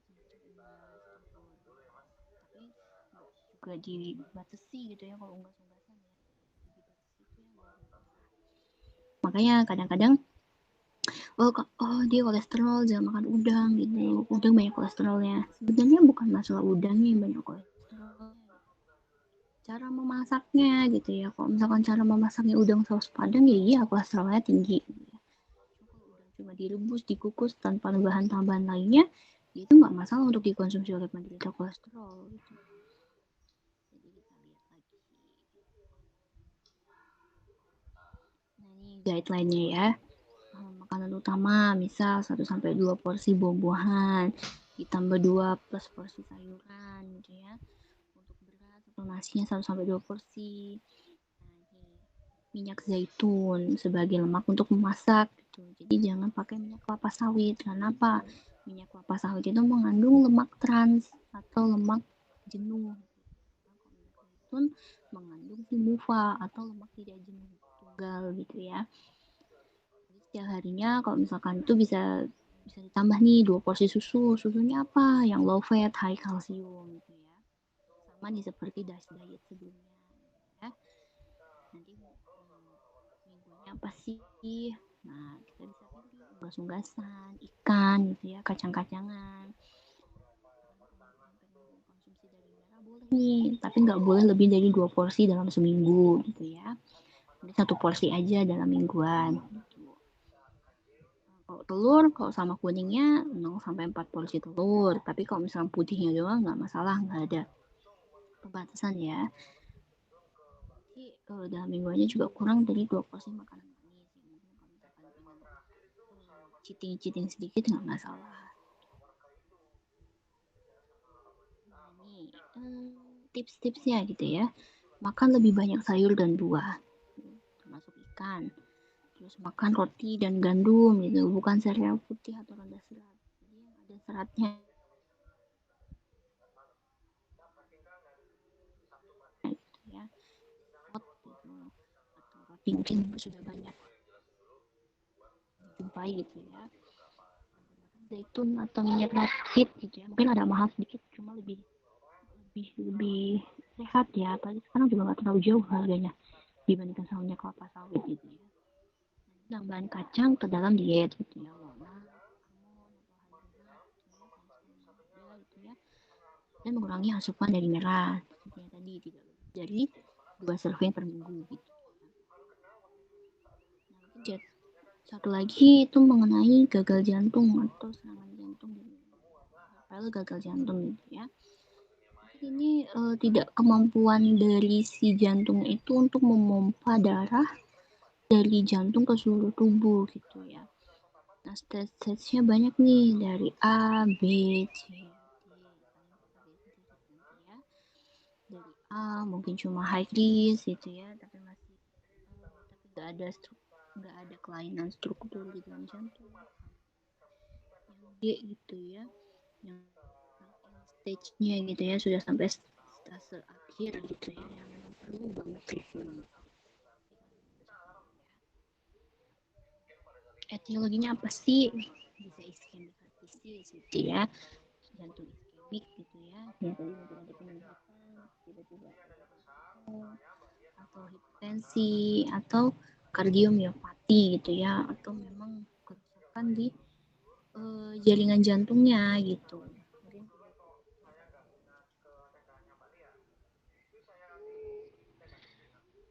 Mungkin intervensinya apa sih? Karena tadi gagal jantung ya, mungkin kita tidak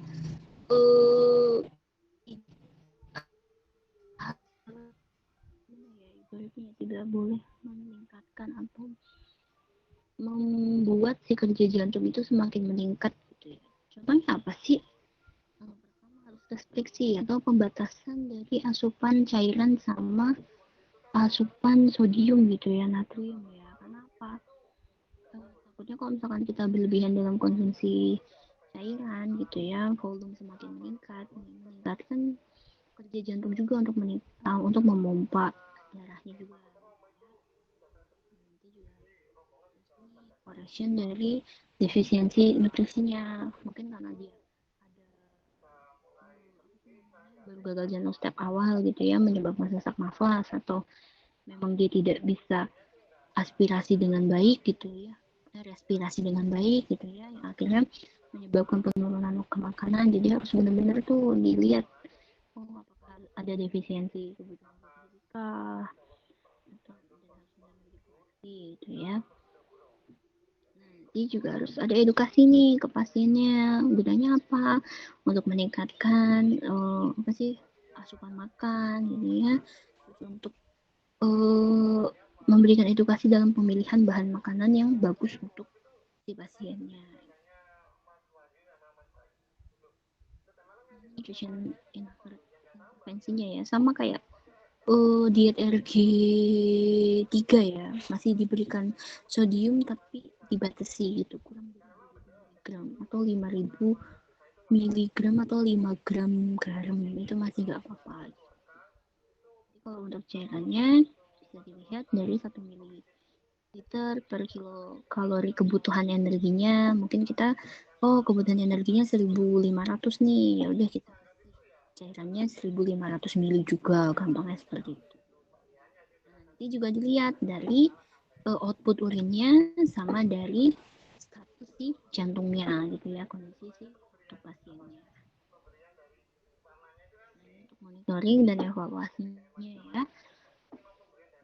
Jadi cek apakah ada perubahan IMT, apakah perubahan data biokimia, perubahan tensi gitu ya. Apakah simptomnya juga berkurang gitu ya. Mungkin adakah sensasi berdebar atau aritmia jantung, penurunan asupan lemak gitu ya, atau peningkatan asupan serat, peningkatan aktivitas fisik. Kalau misalkan yang harus dimonitoring ya. Tensinya sebenarnya kan kalau tadi dari patofisiologinya ya, mungkin termasuk dari penyakit-penyakit yang sebenarnya bisa kita cegah gitu. Misal salah satunya MCU tiap tahun mungkin setahun sekali atau 2 tahun atau 2 kali setahun gitu ya. Jadi kita tahu gitu loh kondisi badan kita seperti apa gitu ya. Mengontrol tekanan darah, terus cek kolesterol, tidak merokok gitu ya, olahraga secara teratur, mengontrol berat badan gitu ya. Jadi sebenarnya bisa kita prevensi sebelum kita jadi penyakit gitu ya. Dan bakal kepatuhan pada pasien penyakit sederhanakan pesan gizi gitu, jadi jangan belibet gitu ya. Mungkin bapak intinya itu harus makan seperti ini pak, gitu. Harus mengurangi makanan-makanannya di rumah, contohnya apa gini akibatnya apa gitu ya. Terus meminimalkan atau prioritaskan perubahan diet yang harus dilakukan gitu. Lakukan pendekatan individu untuk melakukan intervensi terapi diet dan pahami betul kebiasaan dan kesukaan makanan pasien. Apabila pasien memang menyukai makanan-makanan yang emang tinggi lemak jenuh,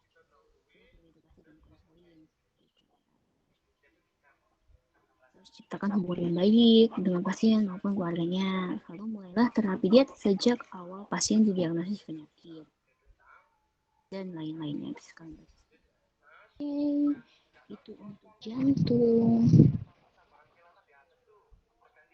Kita masuk ke apa ya? Ya. Kita masuk ke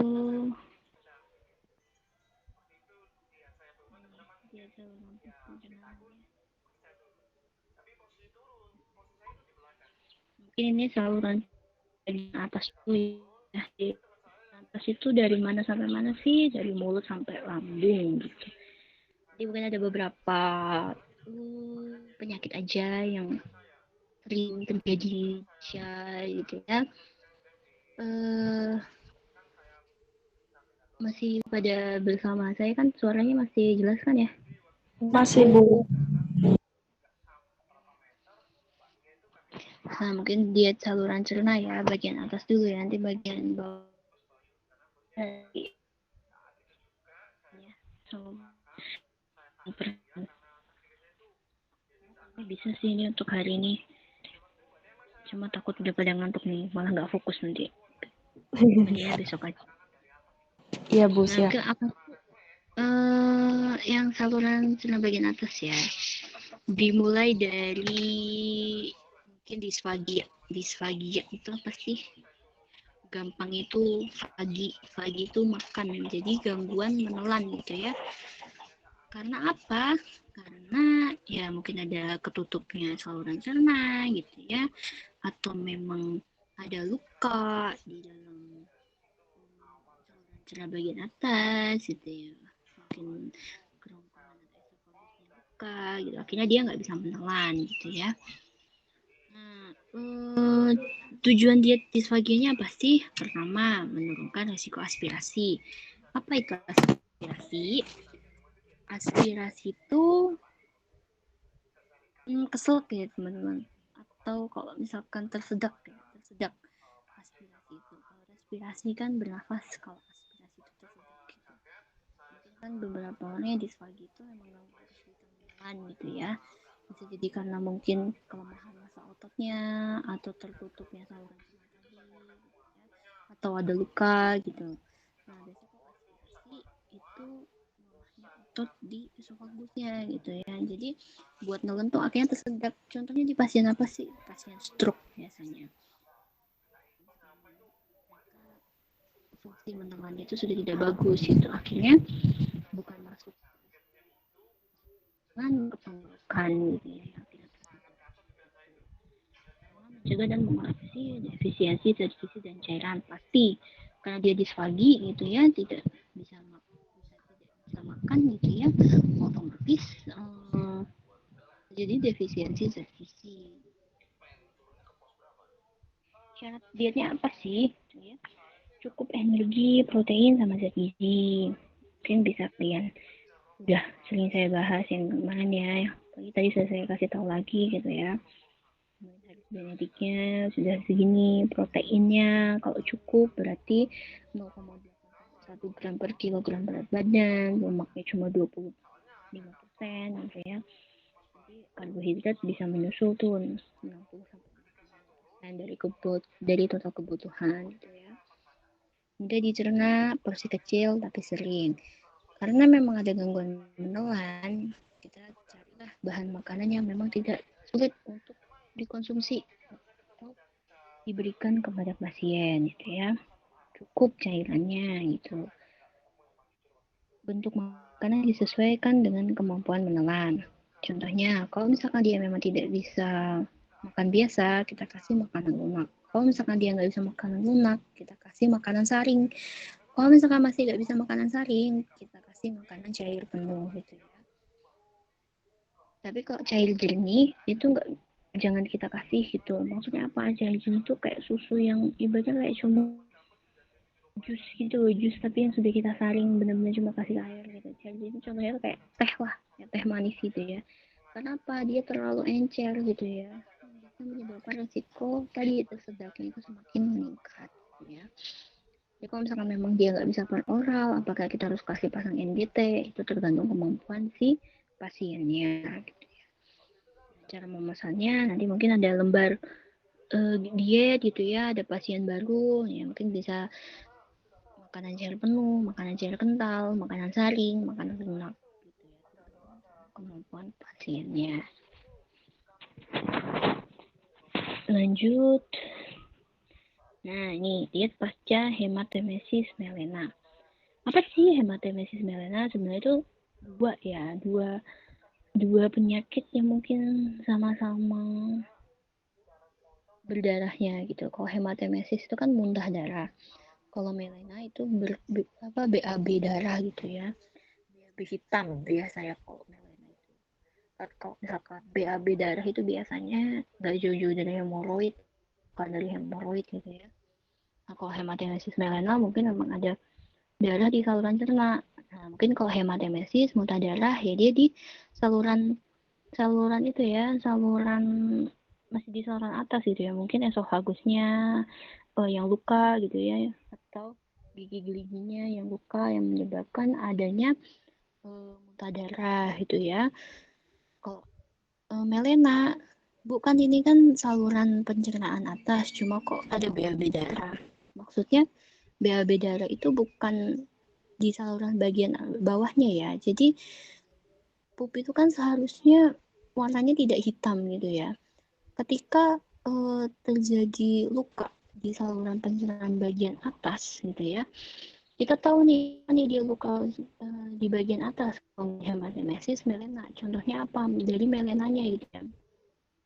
Ketika ada ya BAB hitam, BAB ada darahnya gitu. Kalau BAB hitam, otomatis si makanya kenal gitu, darah sudah terkenal oleh asam lambung.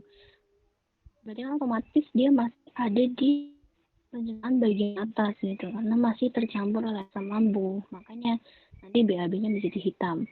Beda lagi kalau misalkan ada darah di BAB-nya, berarti itu kalau nggak di luka di bagian kolonnya, kalau nggak luka akibat hemoroid. Biasanya sih akibat hemoroid, misalkan ada berdarah di BAB-nya gitu ya.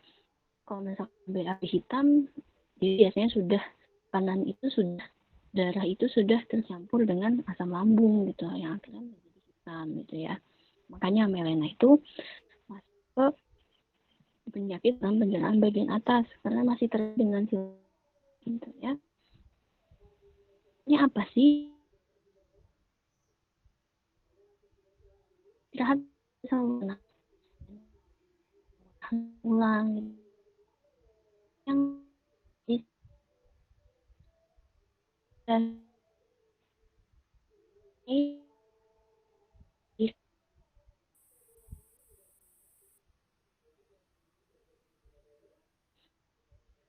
misalnya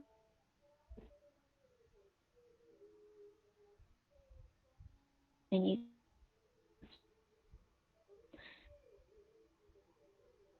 kan sama di yang kotor gitu ya. Jadi kita coba lihat ini itu masih presidennya itu ya kita belum bisa sih makan sih penjelnya gitu ya. Nah nanti kalau bila apa sih masih hitam udah kita puaskan dulu saluran cerna sampai di dalam itu jernih atau di lambungnya itu jernih. Kalau sudah jernih otomatis kita bisa tahu nih indikasinya, oh ini pastinya pendarahannya sudah membaik, baru kita kasih makan atau kita kasih nutrisinya atau gizinya gitu ya. Dan mengusahakan keadaan gizi sebaik mungkin pasti ya.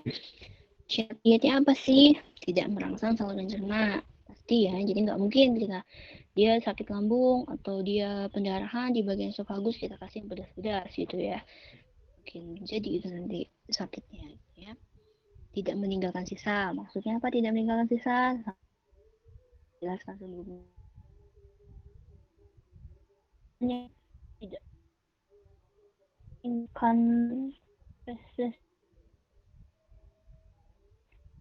apa yang kita kasih makan sehari buntu macam gula gitu ya. Kalau misalkan emang kita kasih apa sih namanya sayur sama buah serat yang tidak terlalu kasar atau rendah serat yang tidak air gitu ya kan. Namun kalau misalkan pada fase akut itu dapat diberikan TPN. TPN itu apa? Total Parenteral Nutrition gitu ya. Ya mungkin memang benar-benar si residu lambungnya itu benar-benar hitam gitu ya. Jadi benar-benar masih pendarahan akut gitu ya. Ya kita cuma bisa kasih makan dari infus gitu. Infus itu tuh masuk itu ya, termasuk zat gizi ya jatuhnya ya. Karena apa? Dia masuknya ke parenteral nutrition gitu. Jadi nanti 24 jam sampai 48 jam pertama kita puasakan, kita kasih parenteral nutrition sambil kita cek si residu lambungnya masih hitam apa enggak nih atau udah jernih gitu ya. Nah, nanti kalau misalkan sudah apa sih namanya pendarahannya udah nggak ada, lalu kita kasih ke cair jernih dulu nih 2 sampai 3 jam pasca pendarahan. Misal kita kasih apa nih cair jernih, kita kasih air gula kah atau kita kasih apa sih namanya saringan nasi kah gitu ya, nasi kita blender tapi kita cuma kasih ambil airnya gitu ya, atau kita beri jus buahan gitu ya.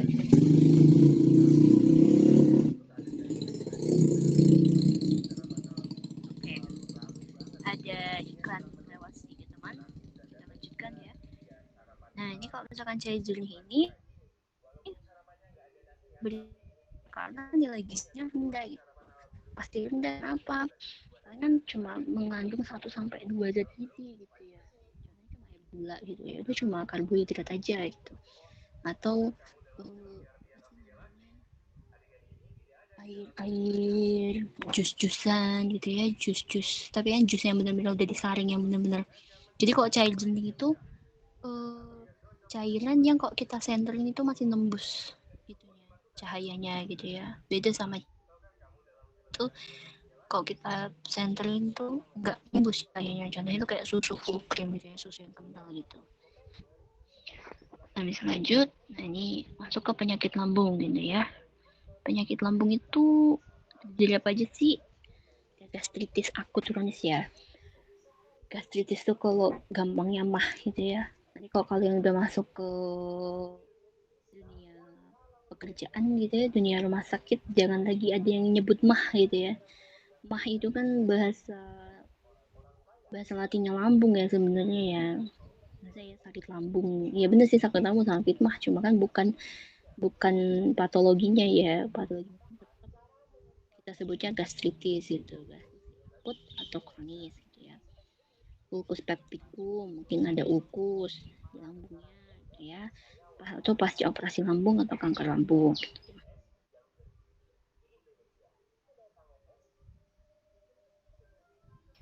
Nah biasanya mual, muntah, nyeri gitu ya, kembung sampai nafsu makan turun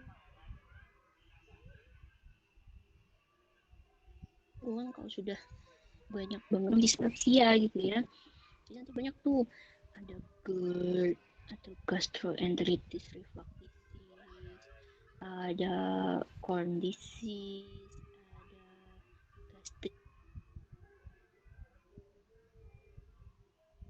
ada gastritis, ada dispepsia. Namanya tergantung sama keluhannya, tapi biasanya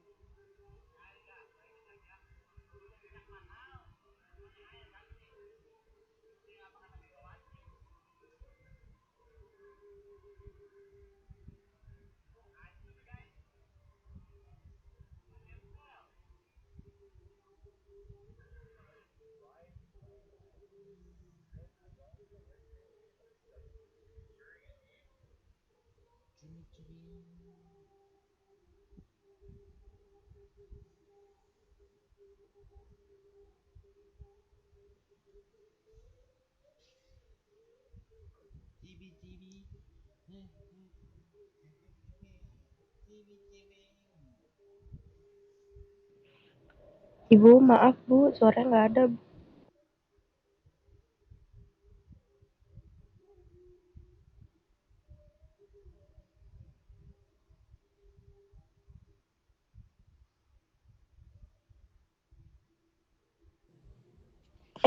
Ibunya keluar ya? Iya, guys. Kayaknya sinyalnya deh. Ya Allah.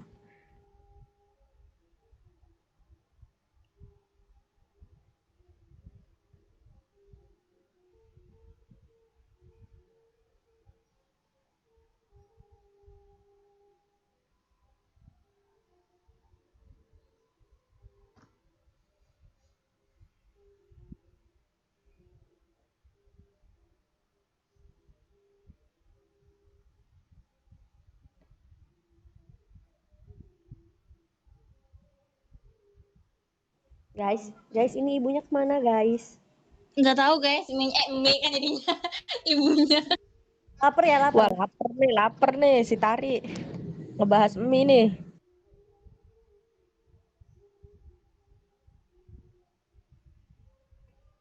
Hampura, guys, lah liar. Ibunya, ayo lo, ibunya keluar, ayo lo.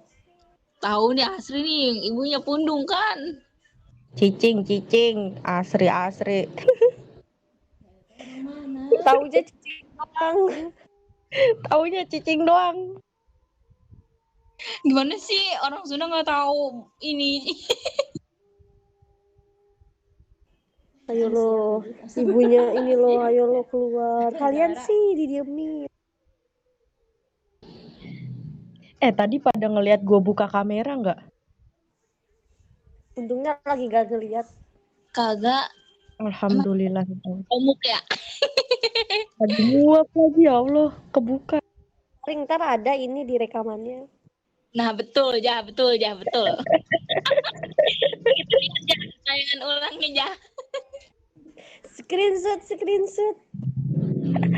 Dikasih info masih. Kita bikin SW. Jangan guys, nggak pakai kerudung guys.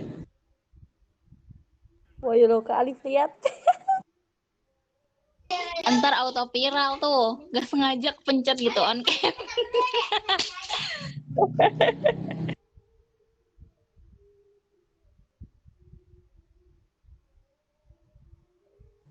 Ara ora ada suaranya ini Ra. Ra melek Ra.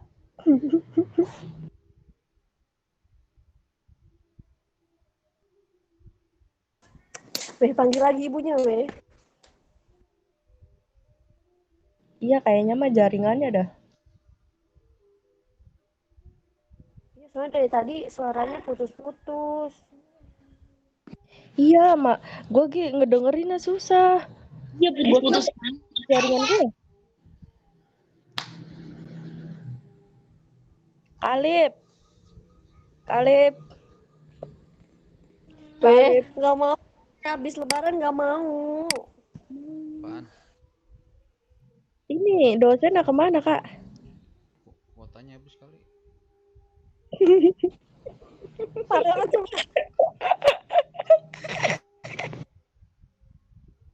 Tungguin aja tuh.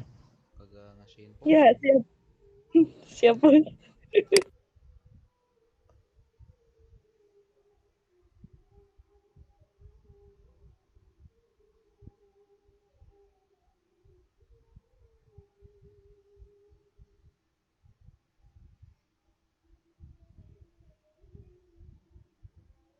kali majuin aja apa UASnya. Banyak dimajuin. UASnya jangan lebaran, habis lebaran. Soalnya belum ada. Yo, Lah kan apa enak habis lebaran.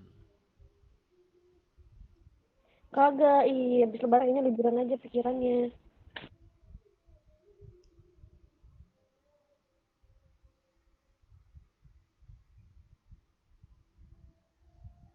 Itu kata ibunya, jaringan ibunya jelek banget. Bales, guys, bales. Tunggu guys, tunggu guys.